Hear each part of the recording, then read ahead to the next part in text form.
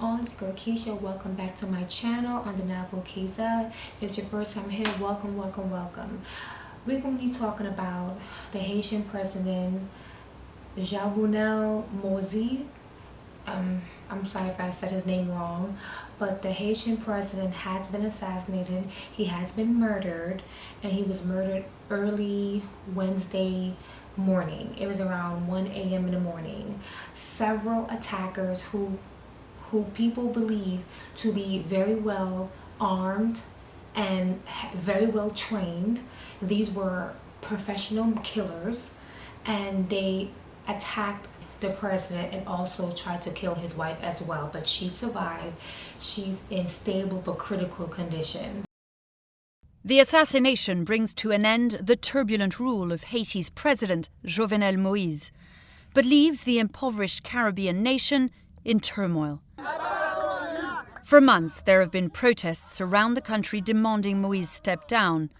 The president held on to power, while the opposition claimed his continued rule was unconstitutional. His critics argued that according to Haiti's constitution, his 5-year term as president started the day he was elected rather than the day he took office. But Moise argued it was a year later that marked the true beginning. Both the US and the UN supported his claim to remain in power. But there had been widespread concern when Moise failed to hold legislative elections in 2019, leaving the country without a functioning government, and a constitutional referendum postponed due to the coronavirus pandemic still hasn't taken place. Moise's presidency was plagued with a number of other problems. UN officials say the country has been rocked by an uptick in kidnappings for ransom and a wave of criminal violence in recent months fueled by armed gangs. Thousands were forced to flee their homes as shootings and arson spread across Port-au-Prince in June. The continued political instability has left Haiti's economy in shambles. The COVID pandemic contributed to a contraction of nearly 4% of the nation's GDP last year, and a spike in COVID cases has prompted a new state of emergency. All of this leading to a humanitarian crisis. According to the World Bank, nearly 60% of Haitians live below the poverty line. To make matters worse, Haiti is prone to natural disasters. The country never fully recovered from the catastrophic 2010 earthquake that killed over 200,000 people. And in 2016, Hurricane Matthew left hundreds dead and nearly 200,000 displaced. As the poorest nation in the Western Hemisphere, Haiti has a long history of dictatorships and coups. Now the assassination of its president leaves the country's future in doubt. Melissa Bell, CNN, Paris.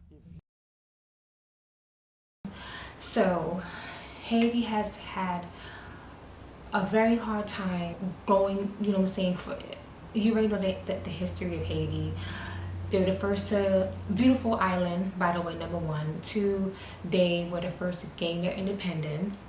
And since owing French money, the country has been poor due to paying back the French. And then also 2010, to make matters worse, in 2010, Haiti got hit with an earthquake that killed a lot of people, a ton of people. And then in 2016, there was a hurricane that also swept out a lot of people too as well. So Haiti has been going through it. It's like they can't catch a break. So the Haitian ambassador, his name is Bochet Edmond, I'm going to leave his name on the screen, sorry if I said his name wrong, but he believes that the president was murdered behind political motivation. So this is his exact statement, and I quote, "I wish I had known the motivation of the killing, but I do believe the president was killed for his beliefs, for his policies, and for his reform. Unfortunately, in Haitian politics, so far, we are not able to find a way to discuss our political disagreements in a peaceful manner." So that's very telling, and that says a lot. And you're going to see in the video that I'm going to post that people were protesting and people were definitely opposing to Mr. Moise being president. They wanted him to step down and leave leadership. They were protesting. Opposition leaders were not having it. They wanted him to step down. They wanted him out. And they believed that he, with his policies and the changes, it wasn't to their liking. If people aren't happy in your leadership and what you're presenting and your policies, etc., that could end a fatality on your behalf. And no matter what, his murder was not justified. It's not justified. Even the UN is calling for a meeting because they're saying it wasn't justified, and it was a tragic event. It's a tragedy. It's terrible, and it's barbaric, it's wicked, it's cruel, and it's just like, are you freaking serious? Like, I'm just like, I just can't imagine what the people of Haiti is going through. I know they're hurting. I know this is a painful time because they've been through so much. And, the gang violence is up and rising.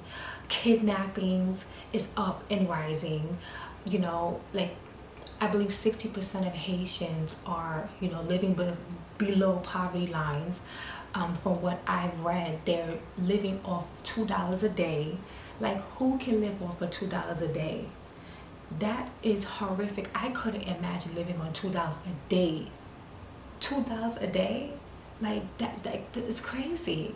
So the crimes, the mourning, just everything they're going through, the natural disaster, it's hitting them left and right. And I'm and they're still holding on. Haitians are very strong people. So I just hope they keep their head up. I hope they can stand together, band together, and don't lose hope and don't give up hope. I really do believe that this situation is not going to last forever. And I really hope that his killers are brought to justice. My condolences go out to his family and his loved ones and his wife, because they wanted to kill her too, and she survived. And they need to really protect her when she comes out the hospital, because they may try to finish the job, who knows. So, this is a very, very sad story. I was shocked when I heard it. I'm just like, what the hell is going on here? My thing is, why wasn't the president protected? Like, really, truly protected? Like, I really want to know who was behind this murder. I really would like to know, because it's not easy to get to any politician, not alone a president.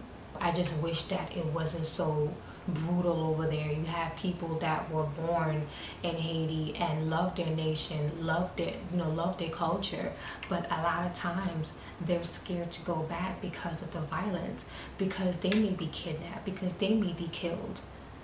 And and it's just so much stuff going on over there. Gang violence, for what?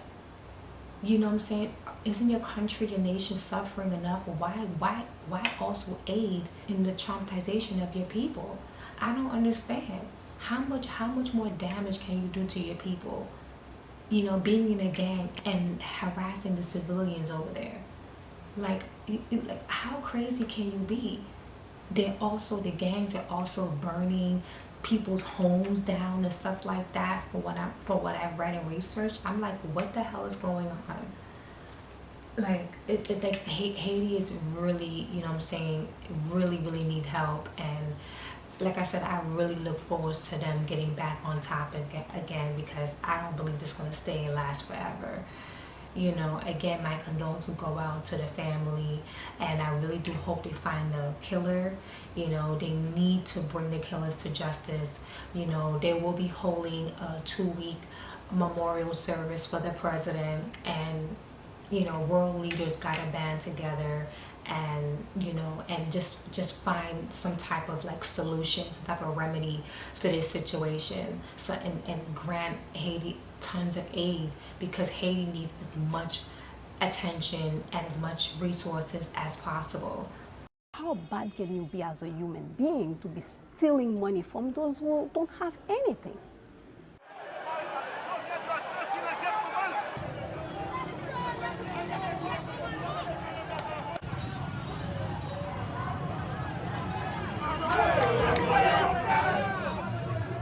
That money was supposed to go into development projects, especially in agriculture and in infrastructure, so that we could, start developing the country from the bottom up.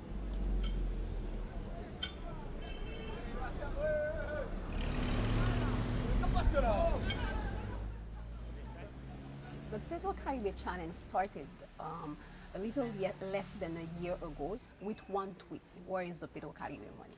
Could call Petro-Caribbean in Creole. As activists, we decided, why not launch the population audit and ask every citizen in this country, go around town and start looking for the projects that were funded by the Petro-Caribbean money. And by asking that question, it triggered a couple of actions and everything happened very fast.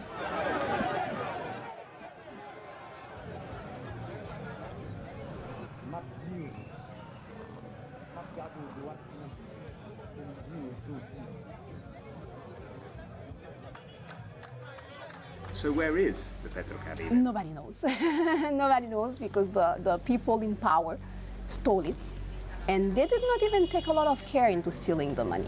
A lot of people are criticizing us that we're always protesting, always doing riots, but unfortunately, it's only when you take it down in the streets and they see, massive participation from the people that they take action.